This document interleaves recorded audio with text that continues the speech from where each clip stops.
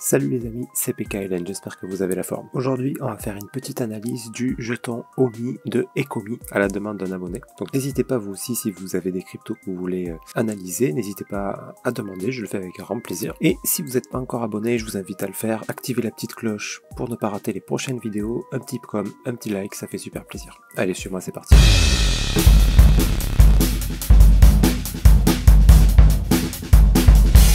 Donc le jeton OMI. Donc la première chose que je regarde avant d'analyser un jeton, c'est sur CoinMarketCap ou sur CoinGecko, un petit peu les infos, notamment combien il y a de tokens en circulation et combien il y en aura au maximum. Donc je constate qu'il y en a 166 milliards et des poussières, et avec un maximum de 750 milliards, c'est énorme. Donc voilà, tout ça pour situer une chose toute simple, c'est quel objectif de prix on peut se fixer sur le jeton.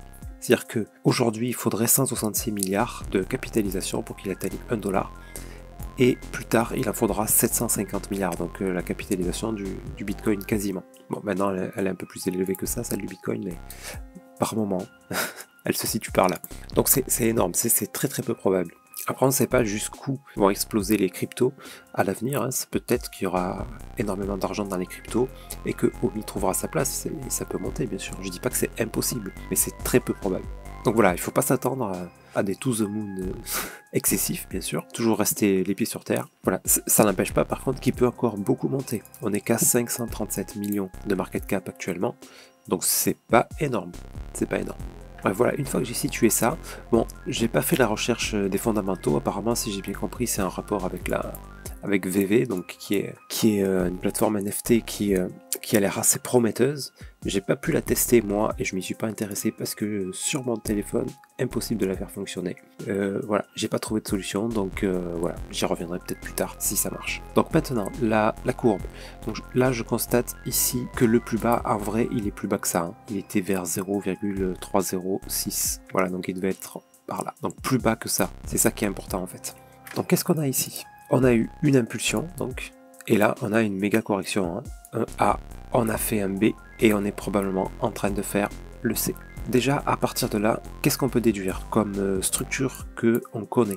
Donc, il y a le contracting, comme ça, c'est possible qu'ici, il nous fasse un contracting qui vienne monter directement casser le top, c'est possible, mais ça, c'est le genre de structures qui sont très très rares.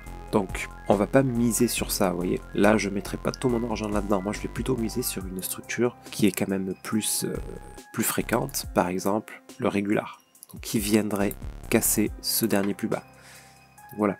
Là, clairement, si on investit aujourd'hui, on risque ça. Et si on vient casser le dernier plus bas ici, ça fait divisé par 3. Hein. On perd 70% grosso modo. Ok ? Donc voilà, ça c'est pour vous expliquer le risque. Maintenant, en plus de petit time frame, voilà, parce qu'on a quand même toujours la possibilité de nous donner une structure plus grande. Il peut très bien décider ici de venir monter, pourquoi pas, pour venir descendre plus tard, ou encore monter pour venir casser le top et nous faire plus tard un running, d'accord? Tout ça est possible. Qu'est-ce qu'on va regarder? Hop, on va regarder en plus petite time frame. Là, ici, qu'est-ce qu'on a? On n'a pas grand-chose en fait. On va regarder en 4 heures. Voilà, 4 heures, pas terrible. La structure est pas belle, hein. Elle est pas belle. On aurait peut-être ici, vous voyez, impulsion correction pour peut-être une montée, venir casser le top. Mais tout ça peut être un grand A, B pour venir encore plus bas, d'accord? Et peut-être valider notre plus grande structure, descendre encore pour venir casser ce plus bas. Ok, il y a ça qui est possible. Maintenant, je vois pas vraiment de setup d'achat, peut-être, s'il y a vraiment petite unité de temps. Cette mèche là, elle est trop grande là. Elle est trop grande, elle fait. Voilà. Ici, on aurait peut-être eu une petite impulsion, un flag, pour venir casser ce dernier plus haut, mais vu cette mèche là, c'est pas. Voilà, ça a cassé le plus haut ou pas? C'est incroyable, c'est venu pile au même prix. Ah non, ça a pas cassé le dernier plus haut. Bref, peut-être qu'ici, en fait, ce qu'on a, c'est impulsion baissière, impulsion haussière, ça baisse, mais c'est trop violent quoi, comme mouvement. Autre impulsion haussière, donc ça, c'est un running en fait. Peut-être qu'on a ça, et donc ça nous annonce une continuation vers le bas. Mais vous voyez, là, c'est difficile de dire oui, c'est un running, c'est vraiment trop agressif quoi, trop agressif. Peut-être à 1 heure, ça sera plus clair. Ouais, même pas, hein. Même pas. Par contre, on a quelque chose de pas mal quand même, c'est cette grosse impulsion là, correction, et ça stabilise. Ça, souvent, ça nous surprend à venir un peu plus haut. D'accord? Tant qu'on n'a pas cassé ce bas là, c'est probable qu'on vienne monter. Hein. Je sais pas jusqu'où, par contre, là, il faudra se méfier. Là, par contre, de quelque chose qui est un peu plus clair là, il faudra se méfier de ça. Tac. Ok, là ça corrige. Si ça vient monter ici, si derrière on a un petit setup de vente, attention au running. D'accord? Ici, un running qui nous annonce de la baisse. Mais bon, ça c'est la seule condition qu'on ait une belle montée comme ça, qui vienne pas casser le top. S'il vient casser le top, c'est différent. Et puis voilà, s'il vient casser le top, en fait, ça sera plutôt pas un running pour une continuation baissière, mais peut-être une structure 4 heures pour donc impulsion à la baissière, tac, régular, d'accord, pour descendre. Dans tous les cas, la direction probable là, c'est vers le bas. Hein. Probable, hein. Voilà, me faites pas dire ce que j'ai pas dit. Pour la petite time frame, plus grande time frame, ça peut aussi être aussi un régular, donc il pue un peu parce que là c'est quand même vachement agressif. Mais quoique, là on a aussi ça peut monter. Ça peut monter. Si on a une confirmation, tac, vous voyez ça pourrait être un signal d'achat. Mais là je pourrais pas vous dire mieux là sur celui-là parce que ces mouvements agressifs là, ils polluent vraiment l'analyse et c'est compliqué. Alors ça c'est sur Ascendex je crois. Il faut que je regarde peut-être sur l'autre. Ah ouais là déjà ça pue un peu moins. C'est sur OKEx je crois, je sais plus. OKEx ouais. Ouais, les mouvements ont été un peu moins violents. Ouais, c'est un peu plus clair. Par contre on a moins de data, mais bon, on a vu les données ici là, sur Ascendex, donc on sait d'où ça vient. Donc ça vient d'une grosse impulsion baissière ici. Tac. Et là il faut attendre. Il faut attendre parce que on n'a rien du tout. Vous voyez, la structure, elle est pas... Là, on a quelque chose qui ressemble à un running ici, qui nous aura annoncé de la baisse, mais qui aurait cassé le dernier plus haut. Là, du coup, c'est pas vraiment un running.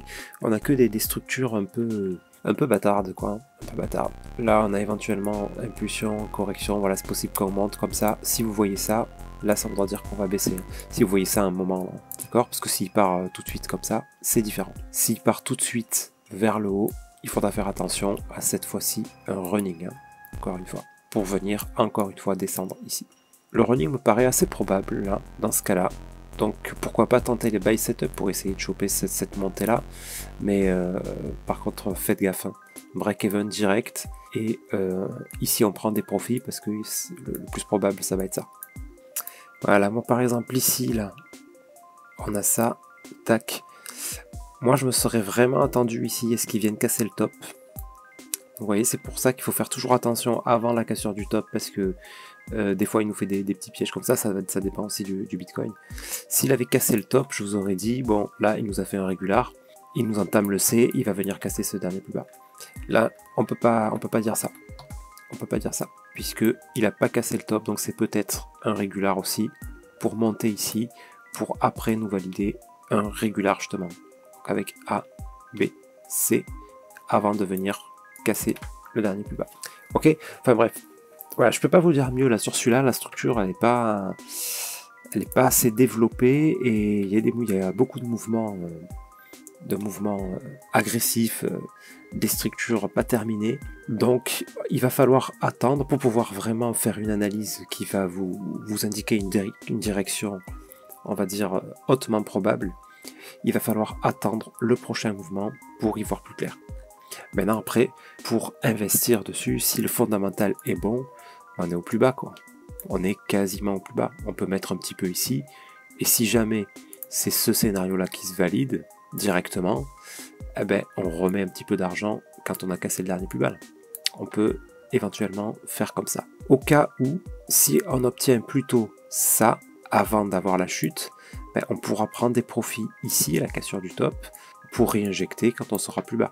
D'accord? Là, je vous donne des exemples de stratégies. Après, à vous de voir en fonction de ce que vous voyez aussi sur ce token. Est-ce qu'il a vraiment une utilité? Est-ce que vous avez fait vos recherches de fondamentaux dessus?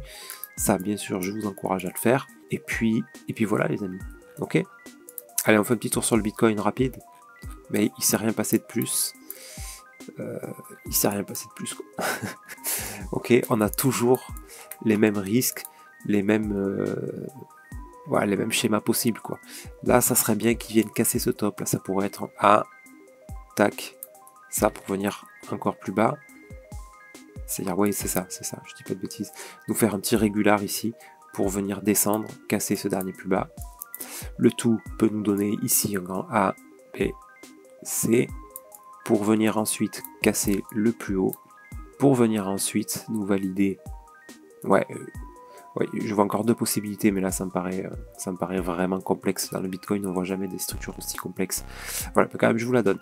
Il y aurait quand même éventuellement cette possibilité-là, d'accord, dans le fractal là, ok, pour venir descendre ici, nous donner pourquoi pas ici un running, remonter encore, pour ensuite venir chuter, casser ce dernier plus bas. Ça c'est possible, mais c'est extrêmement complexe, vous embêtez pas avec ça.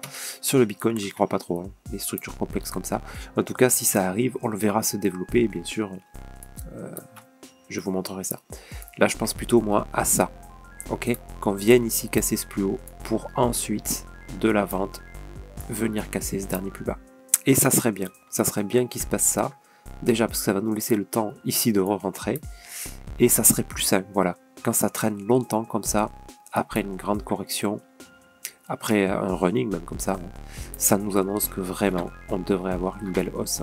Voilà, on n'y est pas encore, là on attend ça, pour l'instant on se méfie, on rentre pas à l'achat maintenant bien sûr, puisque quand on va casser ce haut là, on va risquer une chute, et quand on va casser celui-là, le risque sera encore plus grand de venir chuter ici. Donc sauf si vraiment, genre en journalier, on a impulsion, un big flag comme ça, vraiment qui dure longtemps, là, oui, peut-être qu'on pourra au moins espérer venir casser ce plus haut directement. Mais sans cette condition-là de rempli, là, on a beaucoup plus de chances de juste venir casser ce plus haut-là et revenir chuter. Pour après, peut-être venir casser celui-là pour revenir chuter encore. Ok, ou même casser directement celui-là et venir valider notre grand régular. Voilà, gardez ça en tête. Jetez-y un œil toujours quand vous analysez les autres, voilà, si vous voulez voir pour le mouvement du OMI là, justement, ça va, enfin le mouvement du Bitcoin va un peu influencer ça aussi. S'il nous fait une petite hausse là, s'il nous fait une hausse pour venir casser directement le plus haut, il y a des chances que le OMI vienne nous donner le running, pour ensuite le Bitcoin qui chute, il y a des chances que lui il chute beaucoup et qu'il vienne casser ce plus bas, ok. Maintenant, si le Bitcoin invalide le scénario que je vous ai donné, ce qui est possible, c'est tout à fait possible, on peut même avoir ça encore, c'est encore possible, clac, venir casser ce plus bas pour ensuite monter. C'est possible, c'est pas idéal, mais ça reste possible. Si c'est ça qui se passe, sur le OMI, il y a des chances qu'on se retrouve avec plutôt donc un running ici, pour ensuite partir à la hausse.